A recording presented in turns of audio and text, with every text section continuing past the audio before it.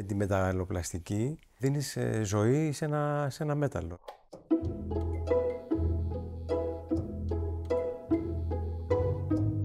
Αν βάλεις το ίδιο σχέδιο με 3 διαφορετικούς τεχνίτες, δεν θα έχεις ακριβώς το ίδιο πράγμα. Δηλαδή, ο καθένας θα το δημιουργήσει με κάποιο δικό του τρόπο.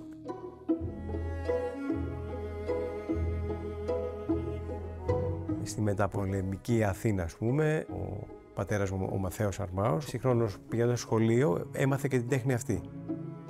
Εγώ μεγαλώνοντας έζησα και μεγάλωσα μέσα στα εργαστήρια αυτά.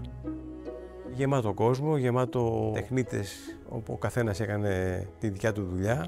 Με την τέχνη του ρεπουσέ που τους λέμε εμείς καλεμικιάριδες, με 3-4 καλεμικιάριδες και παραπάνω να καλεμίζουν, τη μυρωδιά της πίσας μέσα στο εργαστήριο καθημερινά.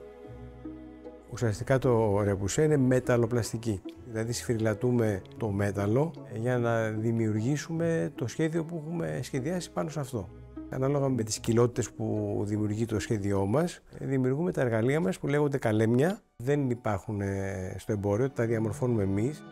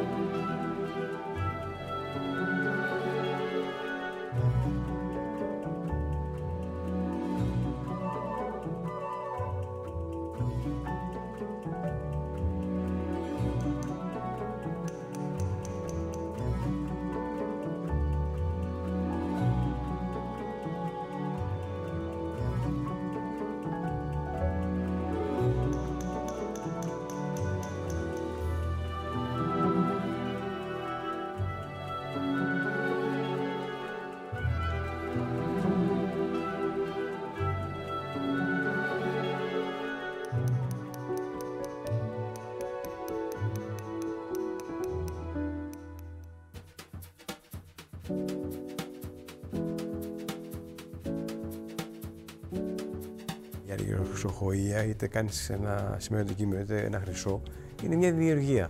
Έτσι και η μεταλλοπλαστική, το ρέπουσε, όταν λοιπόν τελειώσει και βγήκε, είναι το αντικείμενο έτοιμο, είναι μαγικό, γιατί βγήκε από χέρια, βγήκε από τεχνίτες, το βλέπει ο κόσμος και το απολαμβάνει.